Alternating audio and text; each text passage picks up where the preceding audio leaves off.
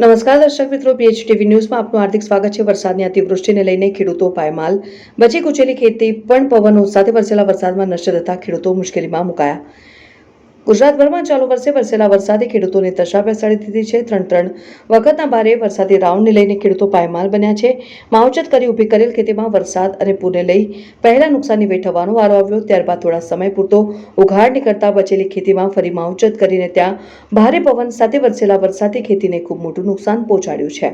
હવે ખેડૂતો મૂંઝવણમાં મુકાયા છે અને ખેતી ફેલ થતા વર્ષ કેવી રીતે પસાર કરવું એની મૂંઝવણમાં જગતનો તાત મૂંઝાયો છે। ખેતીમાં કપાસ, તુવેર, દિવેલા અને શાકભાજી વરસાદમાં નષ્ટ થઈ જવા પામ્યા છે।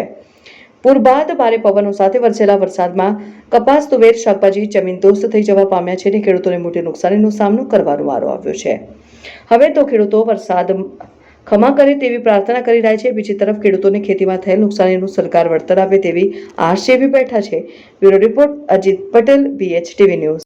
સાથે વરસાદ પડવાથી તુવેર, કપાસ, બધા જ દિવેલા, બધા જ પાકને નુકસાન પૂરેપૂરું પહોંચ્યું છે। આ વધારે નુકસાન થવાનું પાછળનું કારણ 3 પ્રોજેક્ટ છે: corridor, railway corridor, bullet train અને એક્સપ્રેસવે, જેમાં પાણીનો યોગ્ય નિકાલ ના રાખે, નિકાલ માટેની કોઈ વ્યવસ્થા ના કરવાથી પાણીનું અતિશય ભરાવો થાય છે અને ભારે નુકસાન પહોંચેલ છે।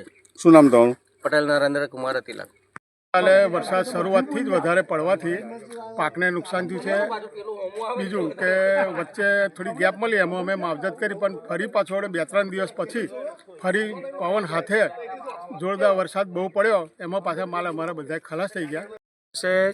ચોમાસા દરમિયાન જે અતિશય વરસાદ પડવાના કારણે અને 3 થી 4 વખત ભારે વરસાદ થવાથી કપાસ, તુવેર, દિવેલા અન્ય પાકોને, શાકભાજી પાકોને પણ અતિશય નુકસાન થવા પામેલ છે, જેને કારણે સર્વે પર કામગીરી કરવામાં આવેલ નથી અને અહીંયાના ધારાસભ્યશ્રીને પણ રજૂઆત કરવા છતાં કોઈ કામ કરવામાં આવ્યું નથી અને ગુજરાત રાજ્યમાં વડોદરા જિલ્લો છેલ્લા 2 ટર્મથી બાકાત કરવામાં આવેલ છે। જે ચોમાસા દરમિયાન નુકસાન આવે છે તેમાં છેલ્લા 2 ટર્મથી નુકસાની વળતર આલવા બાબતે બાકાત કરવામાં આવેલ છે। તો સરકારશ્રીને રજૂઆત કરું છું, કંબોલા ગામનો વતની ખેડૂત તરીકે, કે વડોદરા જિલ્લાને નુકસાનીમાંથી બાકાત કેમ કરવામાં આવ્યો એનો મારે જવાબ માગું છું।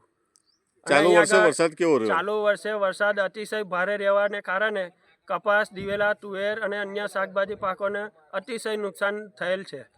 આ છેલ્લા 2 દિવસથી વાવાઝોડા તેને લઈને નુકસાન? વાવાઝોડામાં અત્યારે તમને કેમેરામેનને કહીશ, જોઈ લો કેટલું નુકસાન છે તે।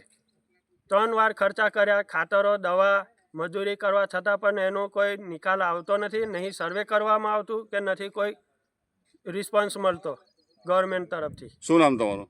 પટેલ અલ્પેશ કુમાર રાવજીભાઈ।